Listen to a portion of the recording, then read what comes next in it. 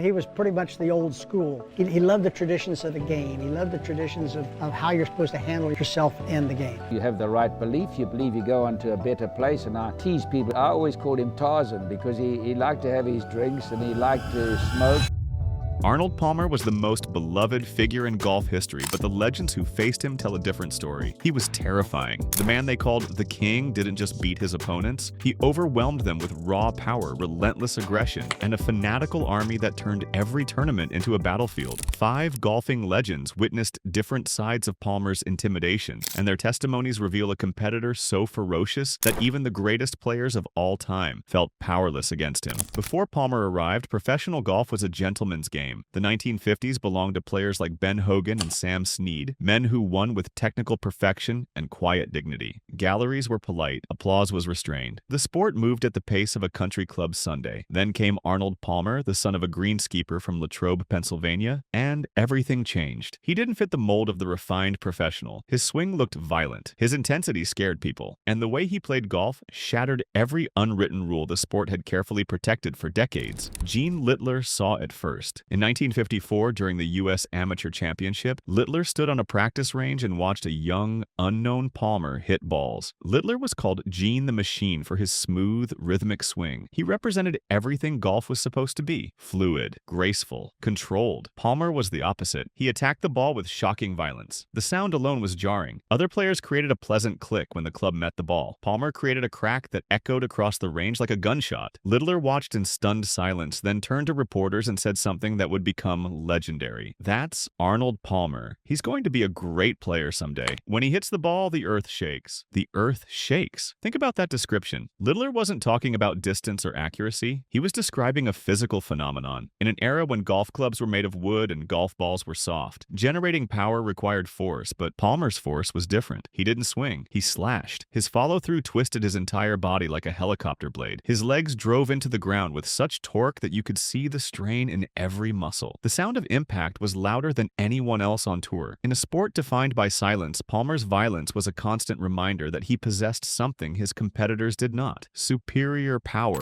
But if you want to talk about what makes this even more powerful, make sure you subscribe to the channel and drop a comment below, telling me which Arnold Palmer moment intimidates you the most. Is it the physical power, the mental warfare, or something else entirely? Let me know. Littler also noticed Palmer's physique. He described him as slender as wire and strong as cable. That image captures the deception. Palmer didn't look like a powerhouse. He looked lean, almost wiry. But his forearms were thick as tree branches, forged from years of working alongside his father on the grounds crew. His core strength allowed him to gouge balls out of deep rough that would force other players to chip out sideways. For Littler and everyone else on that practice range in 1954, watching Palmer hit balls was demoralizing. He had access to shots they couldn't physically produce. Par 5s became par 4s. Deep rough became playable. When the earth shook, it meant the rules of the golf course had changed, and everyone standing nearby felt the vibration. Palmer's power marked the beginning of the power era in golf. Before him, precision was worshipped. Power was admired but secondary. Palmer flipped that hierarchy. He proved that raw force could override course management and strategic thinking. If you could overpower a golf course, your opponent's careful planning became irrelevant. The shaking earth was the sound of the modern game arriving, and it unsettled everyone who heard it. Charlie Sifford saw a different kind of terror. Sifford was the pioneering black golfer who broke the PGA Tour's color barrier. He faced genuine hostility every day of his career. Intimidation was something he understood deeply, but even Sifford identified something in Palmer that separated him from every other great player. Sifford noticed how most professionals handled deficits. If a player was 6 or 7 strokes behind entering the final round, they played conservatively. They aimed for a top 5 finish to protect their paycheck. That was rational. That was smart. Palmer rejected that logic entirely. Sifford observed this and said something that perfectly captured Palmer's psychological warfare. Arnold Palmer is the most aggressive player in the history of golf. Some guys, if they're behind 6 or 7 strokes, they start playing for 4th place. Arnold could be behind 6 or 7 strokes, and the last day he'd go out and try to shoot 0. Try to shoot 0. That phrase is everything. To shoot 0 means attempting to birdie every single hole, regardless of difficulty or risk. It means refusing to accept the limitations of the scorecard. It means believing that every deficit can be erased in real time. And for the tournament leader, that mentality created absolute absolute terror.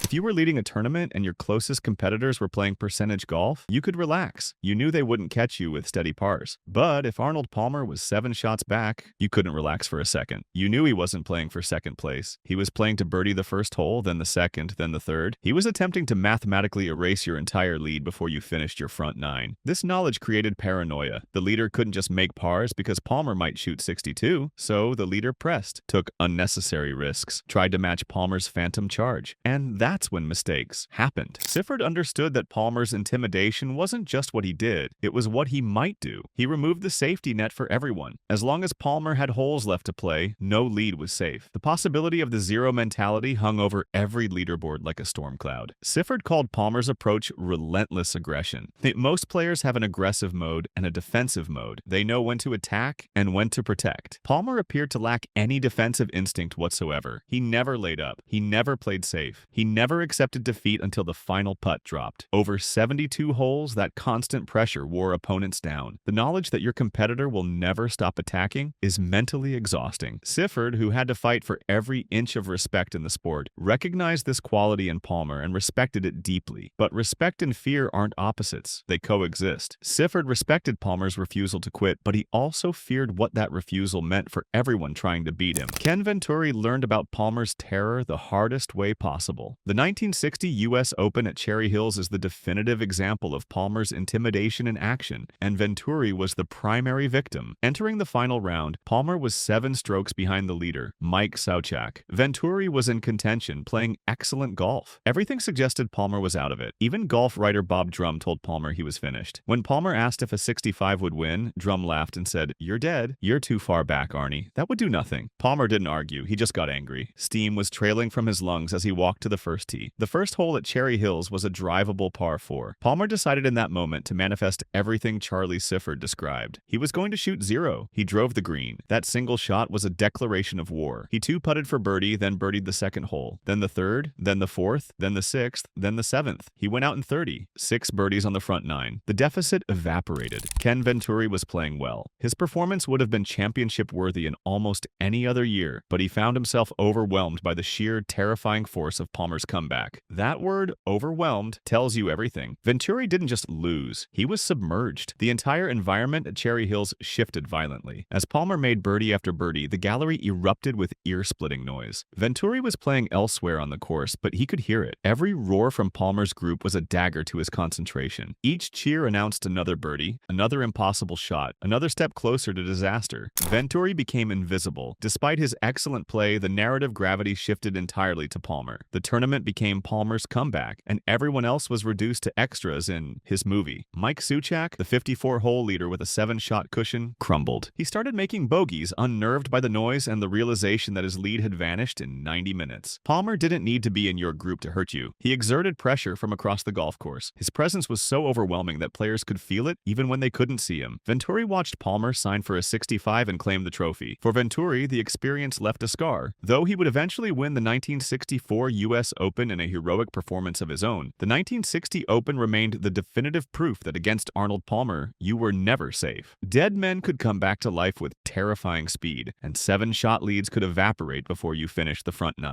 By 1962, a new challenger emerged. Jack Nicklaus was a prodigy with power that matched and eventually exceeded Palmer's. He represented the first real threat to Palmer's dominance. But their rivalry wasn't just about golf shots. It was a war of environments. Nicklaus admitted years later that he battled Arnie's army as much as Palmer himself. That admission reveals the third pillar of Palmer's intimidation, the weaponization of the crowd. Palmer took golf from a game for the few to a sport for the masses. That's usually framed as a positive development. It was good for the growth of golf. But for Palmer's opponents, it was a nightmare. The masses weren't polite country club patrons. They were working-class fans fueled by passion and beer. They saw themselves in Palmer, the greenskeeper's son who attacked the ball and played with emotion. They loved him, and they expressed that love loudly. They called themselves Arnie's Army, and the name was perfect. They resembled advancing infantry as they walked with their general from hole to hole. For an opponent, playing against Palmer felt like fighting a guerrilla war. You were surrounded by thousands of people who wanted you to fail. The 1962 U.S. Open at Oakmont was the peak of this hostility. Oakmont was in western Pennsylvania, Palmer's backyard. The crowd was massive and intimidating. They openly cheered Nicklaus's mistakes. They stomped the ground when he putted. They called him Fat Jack and Ohio Fats. 20,000 people screaming for your opponent and groaning when you succeed creates immense psychological weight. Nicholas noted that Palmer provided the drama. Palmer's ability to scramble from trouble whipped the army into a frenzy. The feedback loop was brutal. Palmer would hit a wild drive. The army would groan. Then Palmer would hit a miraculous recovery shot. The army would explode with joy. The opponent would feel the earth shake again. And in that moment of noise and chaos, the opponent would press, take a risk, make a mistake. Palmer controlled the emotional climate of every tournament. He sucked the oxygen out of the room. Nicholas was strong enough to endure the abuse and win, but for every Nicholas who survived, dozens of other players withered under the glare of the army.